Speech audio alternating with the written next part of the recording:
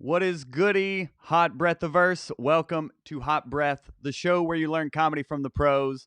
I am your host, comedian Joel Byers, and our guest today is a comedian who has really found his voice in this game and been able to create a successful career based off his specific skill sets. And that's something every comedian can learn from is instead of us trying to do everything, it's like what are we naturally good at? What are we naturally having fun doing and making our own careers as opposed to trying to imitate what else is out there?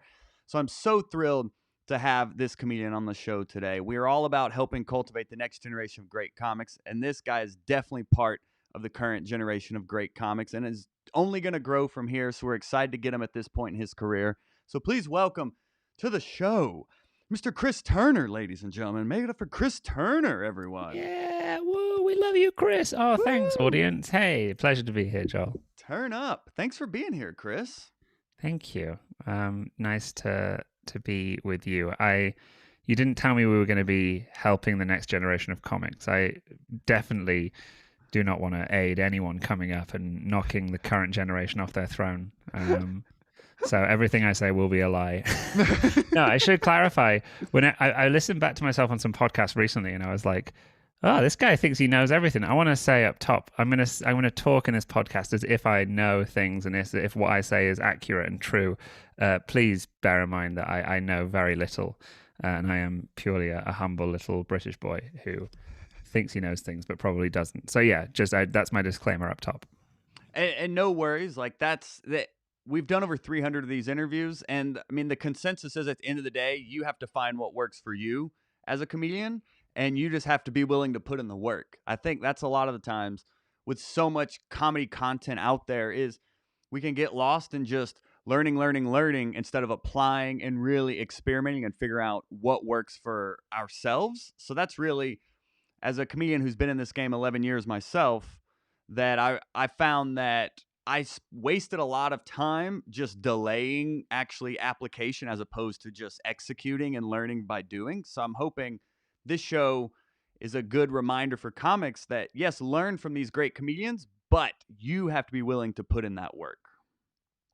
I mean, I think that's true of anything, isn't it? Although you can't put in work at the moment because there's nowhere to do shows, and if there is, it's still morally dubious to go and spread viruses around. But you're one of the, I won't say few. I mean, you're one of the rare comedians who has been able to like thrive in a sense from seemingly, I was booked solid last year. And then all of a sudden in March, it evaporates. So I just Mhm. started focusing on the podcast and really building the Yeah. community around it and doing some virtual shows. But how, when that moment hit for you, I guess in March, like what was that like for you? And what was your mindset around that and to make the most of this opportunity instead of like complaining? I don't think I set out with a specific mindset for it. So for people who may not know, I've been doing. I mean, why would people know this? I've been doing a lot of virtual shows, but specifically in the corporate sector, Mm-hmm. rather than publicly. And I've been very fortunate with that. And it's kind of a web of things. So my college agent did a really quick pivot, and as soon as lockdown happened and colleges couldn't have live shows, she just reached out to all of her acts and said, "Hey, you guys need to get a virtual product ASAP because these colleges now need to replace acts, and there's so many acts that aren't able to quickly adapt." And so I very quickly started doing virtual college gigs. I started doing, I already am fortunate to do a lot of corporate work, mainly in the UK.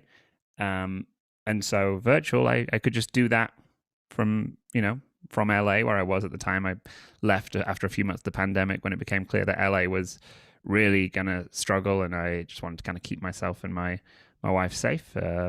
And yeah, I just emailed out anyone who'd booked me and said, "Hey, you're going to have all these Zoom meetings. They're going to be boring. Why not book me?"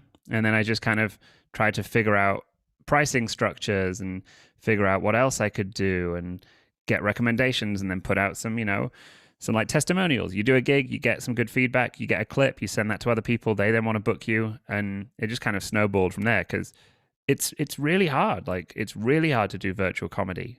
It's nothing. It's a different beast to being on stage. And again, this is me giving advice that I don't know if is accurate, but I feel that several comedians I know who are very good, I think early on tried to replicate their stage act in a virtual environment, and I don't think that's how you thrive. I think you have to create a new product for it. To call comedy a product, you have to approach it from a different way. It doesn't just translate. So I was also lucky to have done live streaming for a year before the pandemic hit. So I had all the equipment I needed. Like at the start of the pandemic, people were saying, "Oh, I can't get a green screen; it's sold out. Oh, I can't get a microphone; it's sold out everywhere." I mean, I couldn't get a pull-up bar; they were sold out everywhere. So that was my excuse for having tiny arms. But I I just had all this equipment, so very quickly I could do all these shows and to a high quality. And because of what I do, which is heavily based in improv, I was able to bring the shows a level of interactivity which engages people. Because when you're at a screen all day at your job, and then your boss says, "Hey, we're having a Zoom get together tonight," it's so easy to just sit there and just turn your camera off and do something else on your phone. But because I was soliciting suggestions from the audience, I was interacting with them, I was spotlighting them, getting them on screen and doing bits about them. That meant that I was engaging the audience in a way that I think people took a while to cotton onto. I think now, I've seen so many comedians with incredible virtual performances. And I'm just watching them like, oh, wow, they really went all in on this. Like they're doing so much cool stuff. What But have for you those first seen? few months, so like Morgan J is doing awesome stuff. Morgan does lots of musical comedy, and Oh. we did a show together and we chatted about it because it was his set just was unstructured in a very good way. He didn't have bits he was doing. He'd just spotlight some people and then start talking about them with all these effects on his voice and all these different cameras he'd switched to. And it was really chaotic and fun. And it felt like something you couldn't do live, but something you could do virtually. So it felt bespoke and created just for them. Mm. Whereas otherwise, well, why don't we just watch a clip of someone on stage doing a set? Darren Walsh is a comedian in the UK who I did a show with, and he runs everything through QLab. So he's got all these sound cues and video cues that he just presses a little button on his stream deck and it takes over his camera. It's not like share screen, it just takes over the footage you're seeing, and things happen with his face on the screen, and it's just super rapid fire quick gags. And he's a one-liner comedian. He's very, very good at writing puns. And so it's just this barrage of like audio visual comedy, which was what he did live, but he's really pivoted it to a virtual audience. And seeing those people, I'm like, oh wow, they've done so much more work in it than me. But I think just I benefited from being very lucky, having the right things at the right time, and an act that already lent itself to interaction and the corporate sector. Because the thing is, virtual comedy gigs aren't as good as live comedy gigs, but corporates, whether virtual or live, are always horrible. So Yes. so it's like it's not like people say that comedy gig wasn't as good as a live one. But with corporate things, people are like, oh, that didn't suck. And that's all you want from a corporate. Mm-hmm. Again, when I started out doing corporates in the UK, it's not like I killed every corporate, but I didn't bomb most of them. And that's all you need to do as a corporate comic, is to not suck, because a lot of the time you do a gig and you'd be like, that didn't go very well. And afterwards they'd tell you, oh, wow, you did so much better than the act last year. And you're Yep. like, oh, yeah, I guess I didn't get booed off stage. So, yeah, you just have to be Yeah. a certain level. That's not to demean my comedy or good corporate acts. I think I do very, very, very good corporate shows. But I think that's why corporates have become not too much more difficult in the virtual sphere, whereas live comedy shows versus virtual comedy shows are much harder. Yeah, that's interesting from the business side of that, how your agent was saying you need a virtual product. It's almost like you need it's a bespoke approach to a live show, cuz I'm now looking at I'm not quite sure when the world's opening back up. I'm like I want to be more intentional about trying to book more virtual shows, and be like, cuz I do see the benefit in the ones I have done, but I would like to gain more momentum and start to build somewhat of a more business approach to it. So, like, what kind of tips do you have for that? I mean, I've not been booking virtual shows. I've performed on virtual shows that have been booked by. So when I'm talking about most of my shows that are corporates, I book myself, and it's me doing, however long, 20 minutes, 30 minutes, an hour for a virtual Mm-hmm. audience, a corporate client.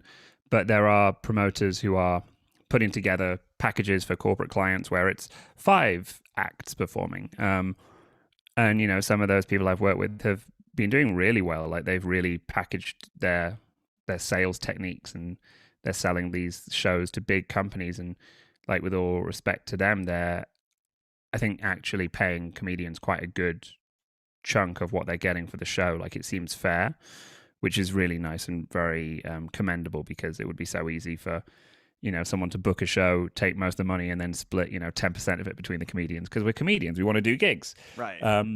But these seem like people putting on shows to actually help comedians survive through this by making an income. I don't have much advice on how to kind of put that together. I think it's trial and error to figure out what makes a good virtual show if you're having a mixed lineup. But a friend of mine who runs a club in the UK, which I really, really love when I can perform there, they've started doing a casual show on Fridays at 9 p.m. in the evening, UK time, called The Drop-In. And it's just free, and anyone can, the link's always the same.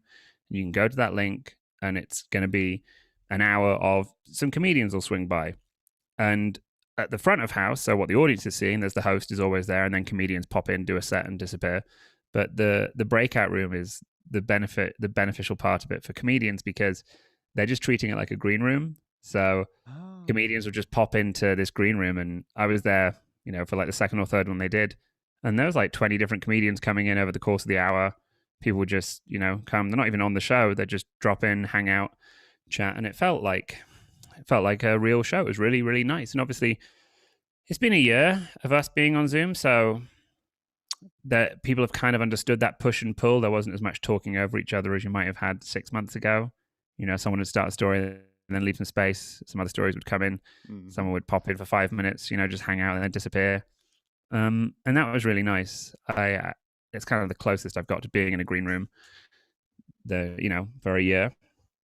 And I think that is, I've done shows where we had like no one watching, but the show was just, hey, we're going to get 4 acts together. You're each going to do a little set, but, maybe don't treat it like, oh, you're type 5, just do 5, like talk about stuff. And then we'll have a half-hour discussion, like a round table. And that was really fun. Like, there was no audience, but it was just chatting with comedians about stuff, sharing stories again. Because I think that's what we missed, right? I mean, performing is great, but it's the company backstage, and like hearing about people's lives, and because they're your friends, and that's what we've missed. So yeah, I think that having that aspect in any virtual shows is good. Otherwise, it just feels like you're logging on to entertain for 5 minutes, then disappearing. Yeah, that's a lot of what I've been doing, or I've been doing birthday parties and whatnot. But even it's more booked as like a stand-up show. But it's thinking, I think comics can start to think of, what other unique talents do I have? Can I do magic? Can I play the harmonica? Just what can I use effects? What are ways I can spice up the format a little bit? That's good to know. Yeah.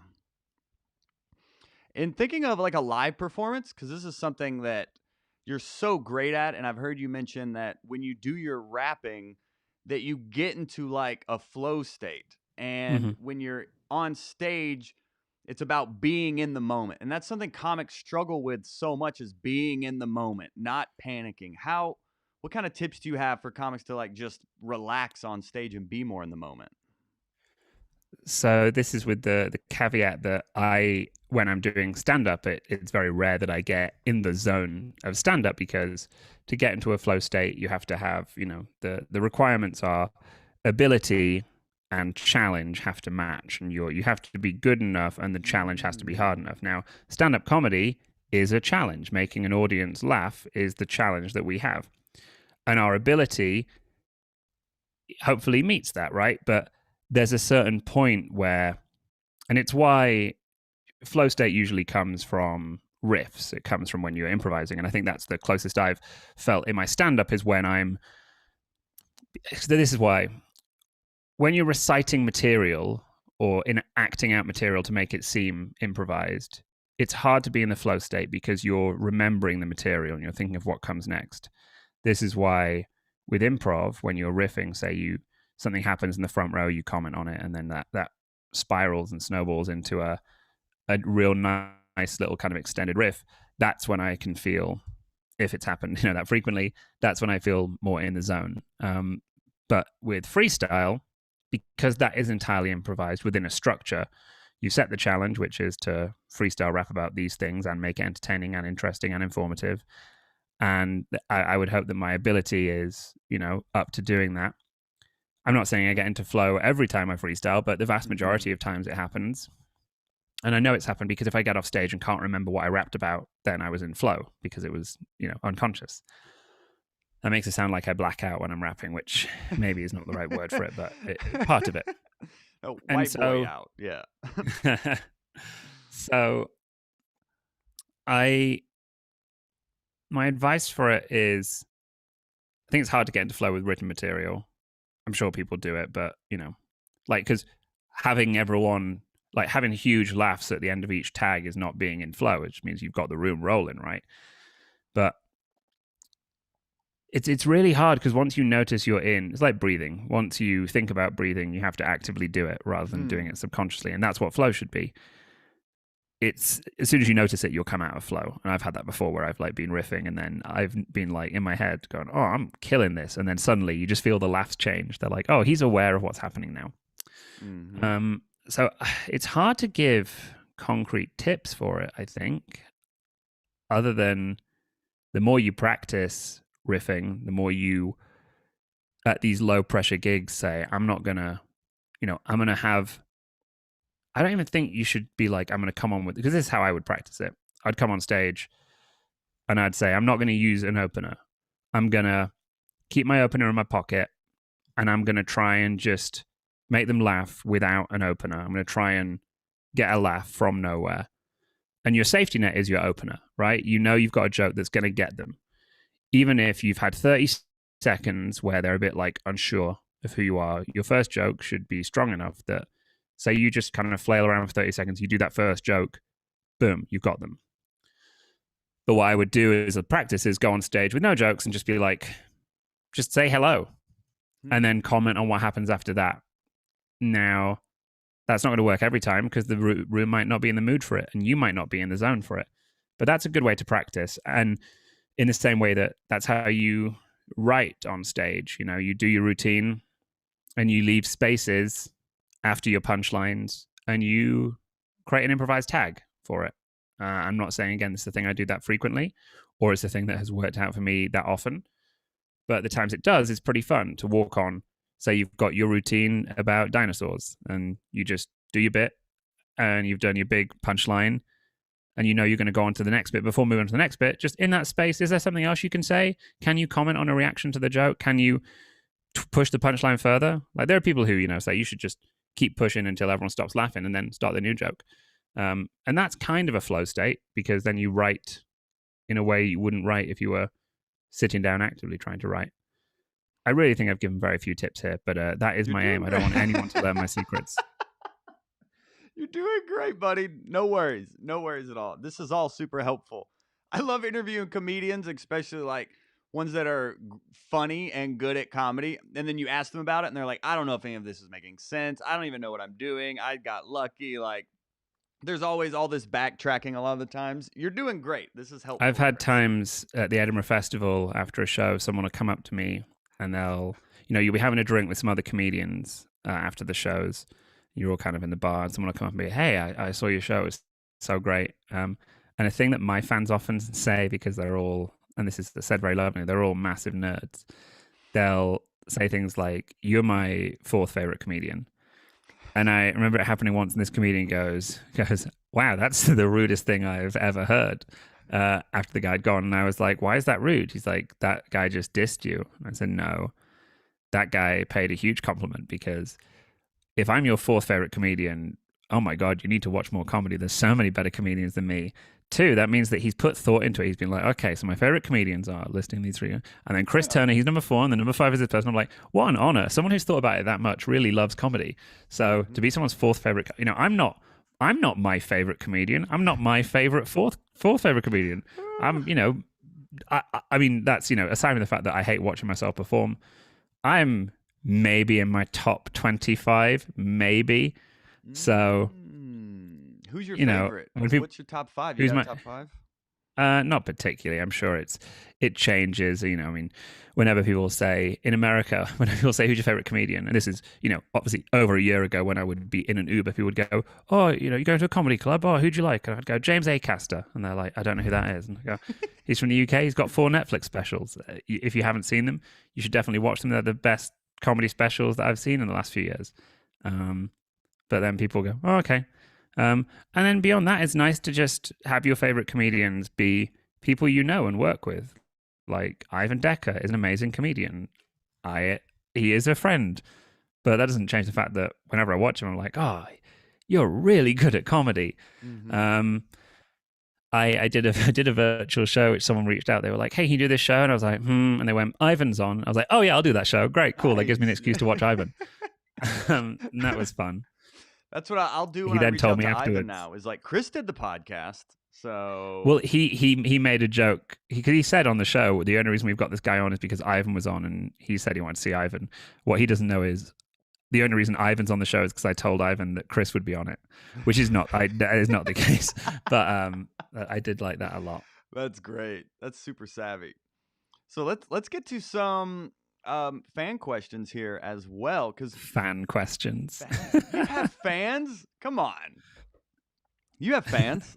There's several people in here just who had nice. Questions about like one-liners and things like that. But I think one we could really jump into first is maybe like the evolution of your style. So Bob Jorgensen asked about, you used to be very dry deadpan style. That changed over time. Was this deliberate? And if so, why? Yeah. So again, to take people who aren't Bob through my kind of narrative, I started doing comedy at university. So I was at Oxford University studying archaeology and anthropology, I was intending to become a lawyer, which seems weird, but in the UK you do a separate degree, then you do a law conversion degree. And I'd started doing improv with the Oxford Imps improv group in Oxford, and I thought that was really fun. And I thought I should give stand-up a go. And I was just writing these kind of quick little jokes, and that's partially because, the comedians that I liked back then were like Jimmy Carr, and this isn't to say I don't still like these people, but, you'd watch Stephen Wright and Jimmy Carr and Anthony Jeselnik, and I really liked those kind of just quick jokes, and it felt... it's hard to perform. I always feel starting out, you have either material or delivery. I mean, you might have neither, but you're better at one than the other. And I was definitely better at material than delivery. And I couldn't really sell my jokes very well. So I was like, okay, I'll just be deadpan. And that way I can just tell these jokes. And it worked quite well. The jokes I was coming up with were smart, because when you're focusing on academic work, your brain is constantly thinking of smart things, and your brain turns out jokes based on, what you've been thinking about. So therefore I was just thinking of all these kind of like intellectual things. I'd come up with these like clever one-liners, write them down, go on stage. And, also, deadpan, you can do a 10-minute set with only 5 minutes worth of jokes because you just put loads of pauses in. So that's good. You don't have to write more good jokes. You just do these, half the number you normally need. And after about 2.5 years of doing deadpan, because it went down well, because there weren't many comedians doing it. It was unusual to see someone as young as me, because I was 19 doing it. And my jokes were like quite good. I think they were good jokes. I still do lots of them in my shows because I like them as jokes, just not deadpan. And when I started doing opening spots, which in the UK, it's kind of different to America. The most experienced act will be the MC or the headliner. Then the opener will be the second most experienced. Then the newer act will be in the middle spot. The middle spot's going to be 5 to 10 minutes. And maybe there'll be a couple of middle spots in a show. That's you trying out your open spot. Whereas obviously lots of American clubs, the MC might be newer, or they put the newer person up front. In the UK, that's not how it works. So I do my middle spots, doing 5 to 10 minutes of deadpan. It would go well. And this is before I ever started rapping on stage. I'd rapped since I was 12, but never on stage. I I was given open spots. People would say, okay, we want to try you out for 15, 20 minutes opening the show. And it was really hard. It was so hard to open a show deadpan. It's hard to do deadpan for more than, I think, 15 minutes because the audience get kind of, it's monotone. They get lulled by it. So I asked a comedian called Gary Delaney, who's amazing one-liner comedian, and doing very well now in the UK. But he'd been on the circuit for quite a while already, and I asked him, "What did you do to kind of get over this opening hump?" And he said that he used to be deadpan, and it took him, I think he said, 3 years to figure out how to open a show. And he just realized you had to change your style. You had to loosen up. And he started laughing at his own jokes and becoming more kind of casual and engaging with the audience rather than creating this weird plexiglass barrier. So I just switched. I just became more gregarious. I became more chatty, still doing the same jokes, but maybe throwing in a story or two. And that was great because that helped me open better, because it wasn't like your first act, hello, comedy. It was more like, oh, hi, comedy time. And the audience liked that. So, because, these are clubs, weekend clubs in the UK where it's bachelor parties, bachelorette parties. If you come on and you're weird, they'll laugh for a few minutes, but then they get weirded out. Whereas if you come on and engage normally, like you don't put a weird act up top. You put it in the middle, or they're good enough at their weirdness that they're closing. It would be unusual to have them open. So, I'm sure that I could have sustained the deadpan if I wanted to and figured out how to make an audience like it, but maybe it would have taken me 3 or more years. Mm-hmm. But also, deadpan is not how I am off stage. That was a kind of persona I put on to deal with the fact that I was a new comedian, and I was, not scared of the stage, but not comfortable on it yet. And the more comedy you do, I think the more you revert to yourself off stage, on stage. And then the rap came about because I used to rap in my kids' comedy shows that I used to put on, and a critic saw it and was like, wow, that's really impressive. You should do that in your adult shows. And I thought, do you think they'd like it? And they're like, yeah. So I started doing it at the end of my sets. I would close with a freestyle, which was fun because it would be a kind of a hard change from, hey, here's some jokes, boom, now rap. And that meant that I'd be opening a show and you do a rap and it really kind of elevates the energy. So you become quite a good opener, but then it would be hard for the act in the middle to follow it. Mm-hmm. So I then had clubs just, I think, my first headline spot properly was because I was at a club and they said, they'd always had me open, and then the headliner didn't show up and said that I'm not going to be there. And I was the most experienced out of some very inexperienced acts on the bill. They said, Chris, can you close? And I was like, oh, okay, I don't really think I have like a strong 30 minutes, but I can do a wrap up top, do 20 minutes of jokes, and then a close with a wrap. And that worked, reasonably well.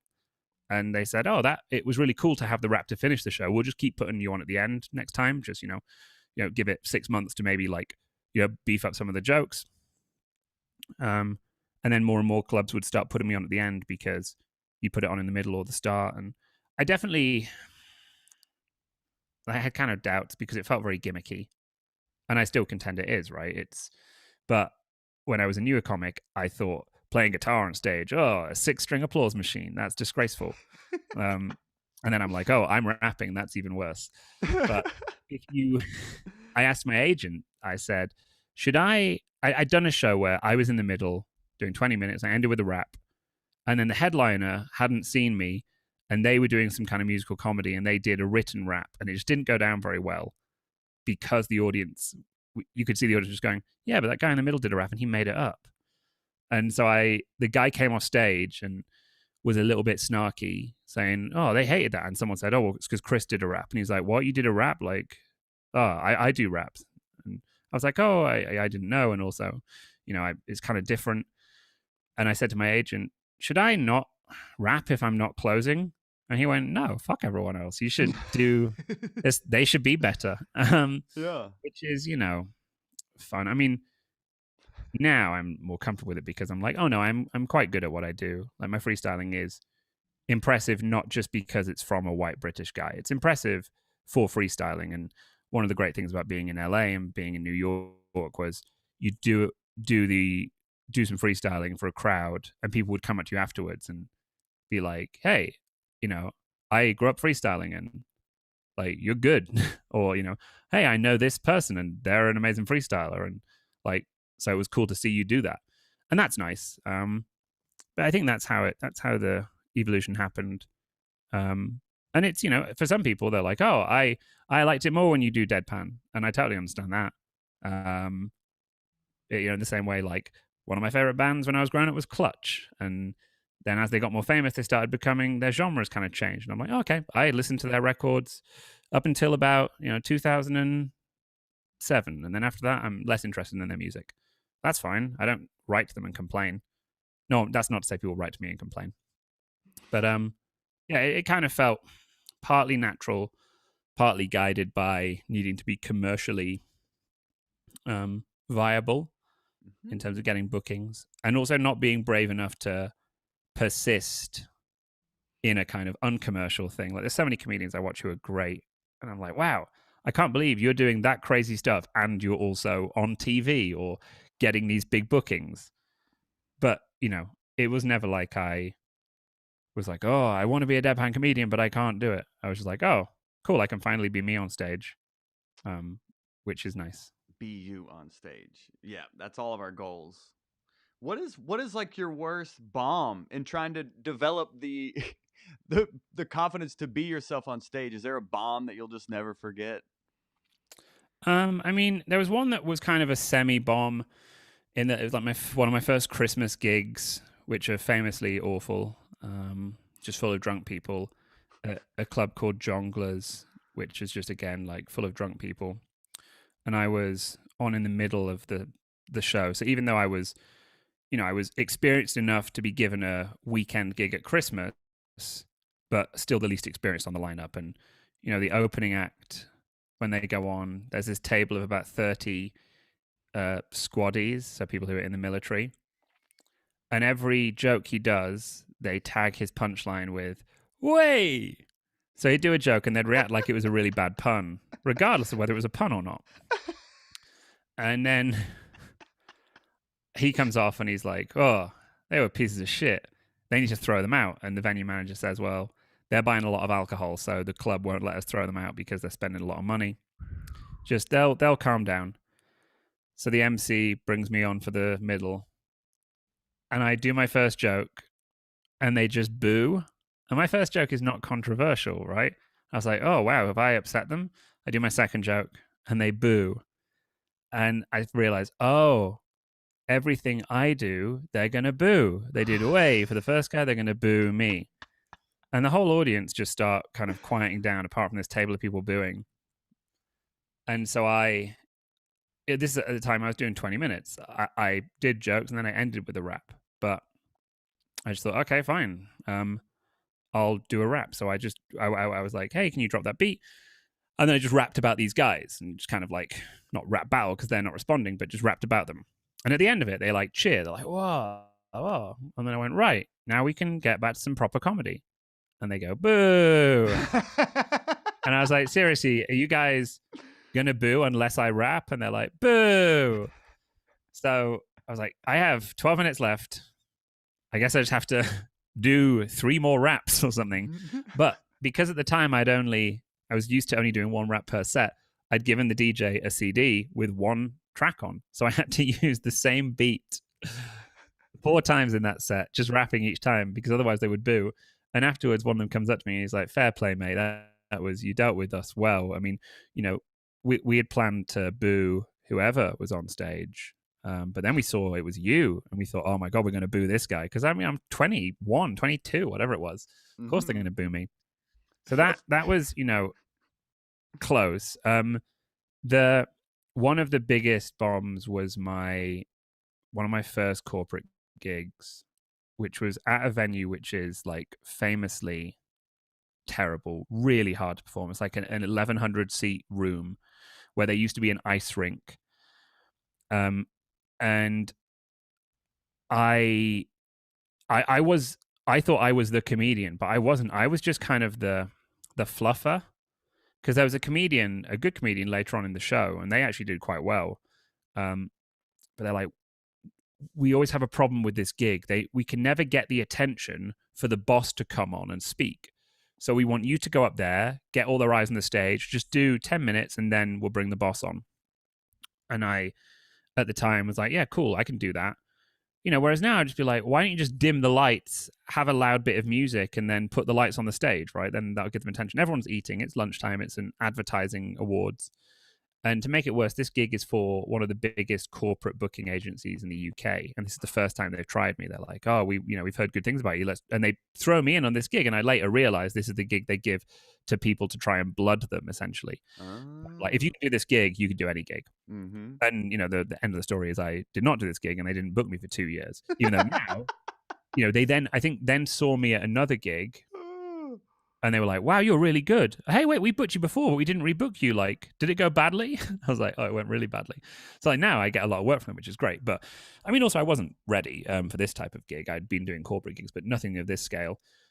And so they said, okay, we're going to bring you on, but because it's a Christmas show, we're going to have, and this is a Christmas corporate, so it's even worse than a normal Christmas show. We've got a Will Ferrell lookalike. And I hadn't seen Elf, so I thought, why have you got a Will Ferrell lookalike? What's he got to do with Christmas? And he's going to lead onto stage a live reindeer, and then they're going to bring you on. So I'm there, and they go, oh, we just found out that Will Ferrell can't do the Buddy the Elf voice, so like he's just going to wave, bring the reindeer on, and then you're going to come on. And again, I was still so inexperienced that I thought, okay. So the lights don't go down. It's still a brightly lit room. And there's 1,100 people on different levels and balconies. And this voiceover goes, please welcome Chris Turner. No one applauds. And then this elf walks on stage, slowly leading a reindeer, stands on stage waving at people, then walks off with the reindeer. And then I have to get on stage. But it's taken maybe 90 seconds from the announcement to me getting on stage. And so I walk on stage. I was like, oh, hey, everyone. Good to see you. Nothing.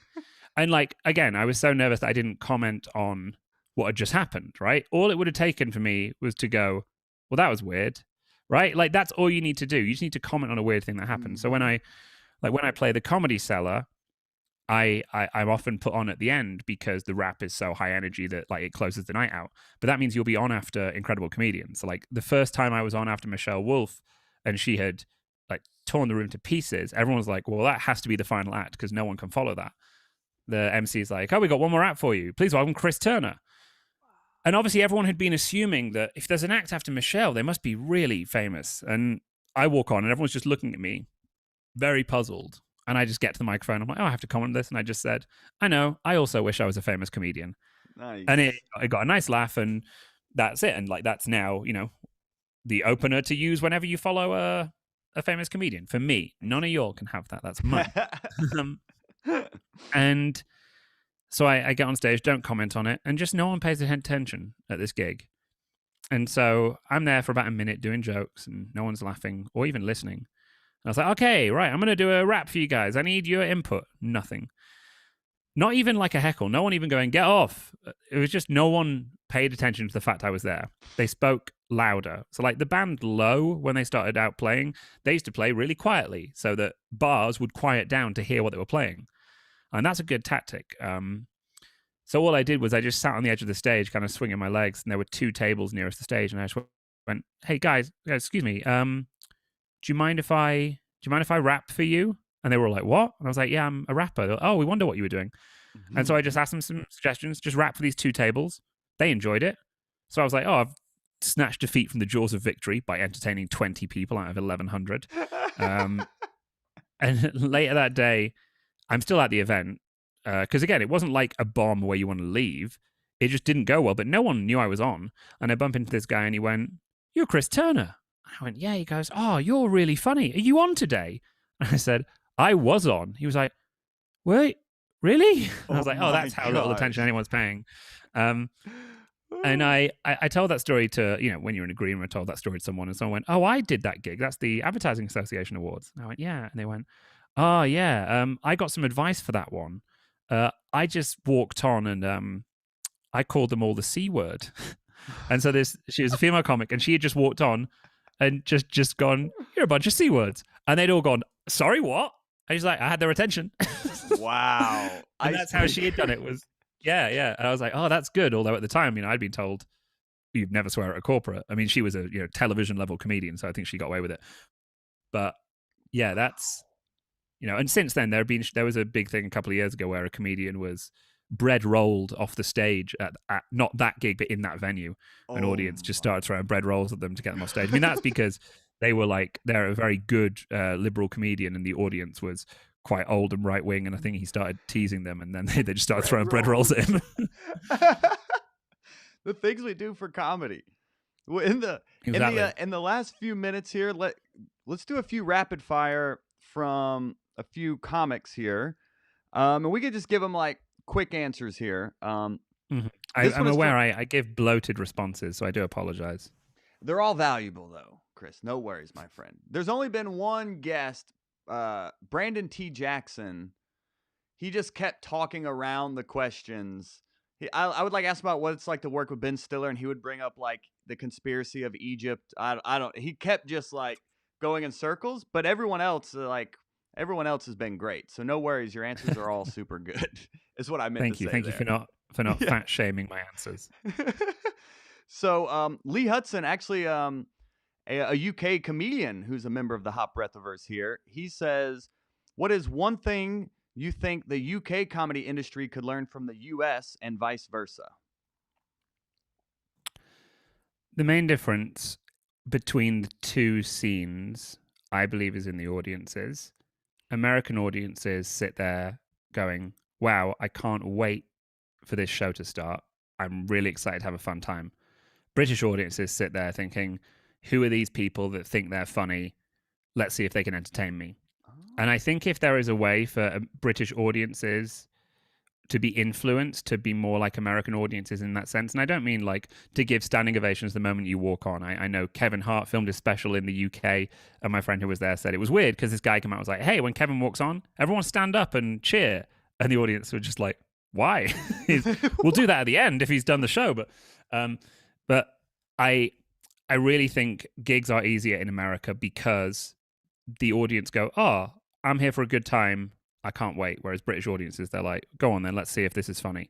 And I don't know if there's a fix to that. On the flip side, I really do dislike the American practice of, "You've seen this person on," and then they list their credits. In the UK, we don't do that. And I know I've been in a room where an MC was given by an American act a list of credits.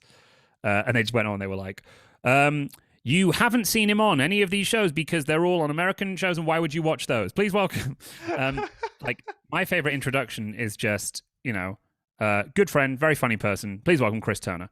Like, that's the thing. I also think what American comedy could learn from UK comedy is I don't like the thing of the MCs being more inexperienced, because I think the MC is crucial to the show. It is. I really like MCing because I feel like there's no pressure, because what you're trying to do is just set the show up. And if you're not funny, that's great because everyone else looks funny by comparison.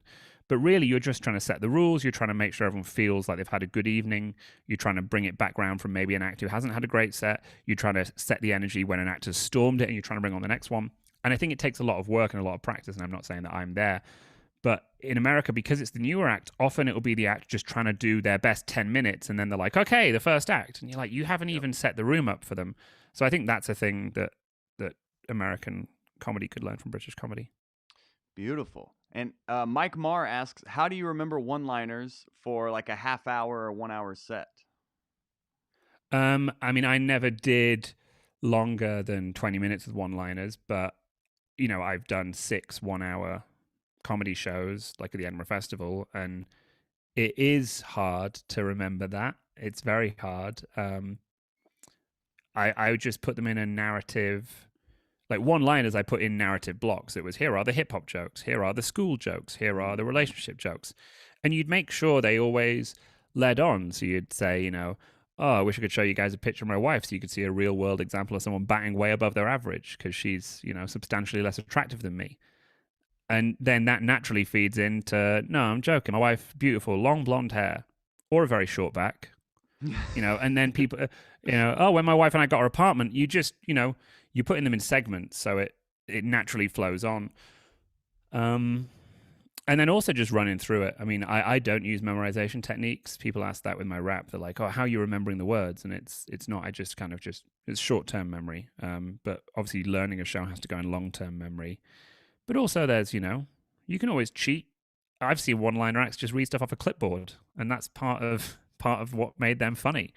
Milton Jones, amazing comedian. When he tries out new material, he'll come on stage with 30 note cards in his top pocket, and he'll just he'll take them all out at the start of his set, and then he'll read them off the card. And he's not learned them because he's just writing them to try them out. Why waste mental energy learning them if they're not good?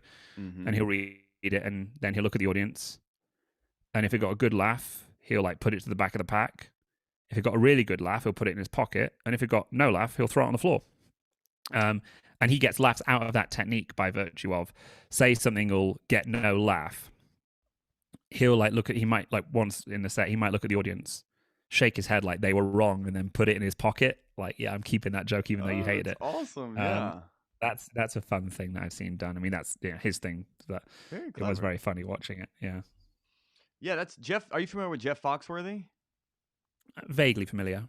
Yeah, so that's part of what he'll do is like when he's working on material, he'll have 3 bins on, like 3 plastic buckets on stage, and one will like keep her, work on it, or get rid of it. He'll kind of go through it that way also. Yeah, Gary Delaney, the one-liner comedian I mentioned, had a show. I don't think it wasn't called Saint and Sinner, but essentially that was the idea. And he had a pocket of like just coins, tokens, and he'd just tell his jokes, not read them off anything. And if a joke got a particularly big laugh and it was a clean joke, he'd throw a token in like the clean bucket, and then he'd throw a token in the the mean bucket if it was dirty and they really liked it. And if they really liked it, he'd throw like several ones in. And then at the end of the show, he's like, right, time to tally up the numbers. And I end the show with 10 minutes of either clean material or really disgusting material. And he'd empty out the buckets and you'd see which one had the most. And he's like, oh, you guys seem like a clean audience.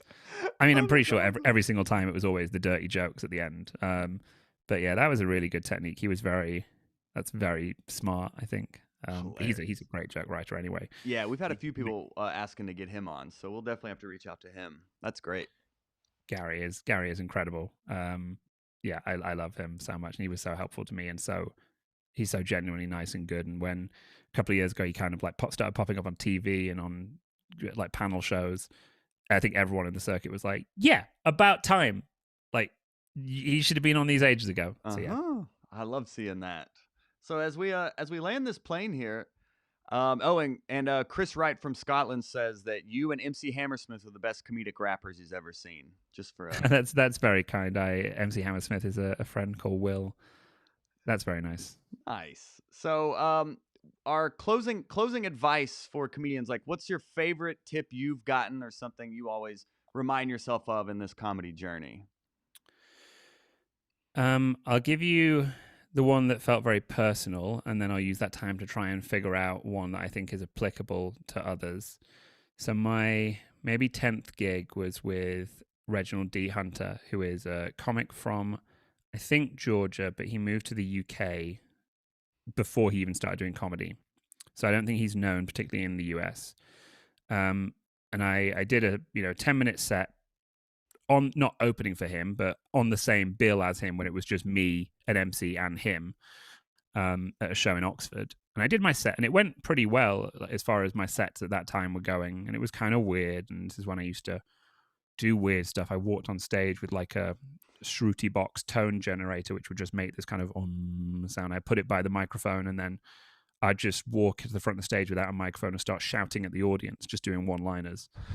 I used to open with that weird noise, and then I'd walk to the front of the stage and go, "A wise man once said," and everyone would just be like, "What the fuck is this?" And then I'd go, "Feet are just shit hands," and the audience would laugh. And then I'd go back to the microphone, turn off the box, and then just be like, "Good evening," and it'd get like a really good laugh, and it was weird. Yeah. And that's definitely a type of adventurousness that I had early on, which was really fun. And people were like, "Oh, why? Oh, it was so creative and cool." You're like, "Yeah, you didn't see the number of times that it bombed." So yeah. I did. He watched my set, and after the show, he was rolling a joint in the green room, and I said to him, I was like, "Hey, Reg, I really appreciate you watching my set. Like, I really love Reg Hunter. He's so good." And I'd seen his shows before I was even doing comedy. And I said, "Do you have any advice?" And he went, "Yeah, beef it up." And I said, "What do you mean?" And he said, "I ain't telling you what I mean." And I was like, "Okay." And because this is a comedian I liked and trusted, I thought, "Holy shit, that must be the secret. I got to beef it up. What does that mean? What does that?" So I started working out a lot more. And I genuinely thought, like, he was like, "Oh, you need to look intimidating on stage." That did not help. So eventually I kind of took it to mean just hit those punchlines harder. You need to be more authoritative on stage. And I don't even know. It made me question my set more. And I think that was the meaning behind it. I mean, also he was just high, but Yeah, maybe right? maybe by giving me some cryptic advice, it caused me to think more about what I was doing rather than just doing it, which I think was useful. So maybe that is universal advice. Aside from that, yeah, I have a poor memory for specific bits of advice. I read somewhere, I think this was good, was just, take a breath off stage and then hold that breath in. Don't make it look like you've got your cheeks all puffed out, but hold that breath in until you get to the microphone. Take the microphone out of the stand, exhale, and then start your set. And it was like, it's something about it's the calming aspect. It means that you carry yourself on stage with better posture.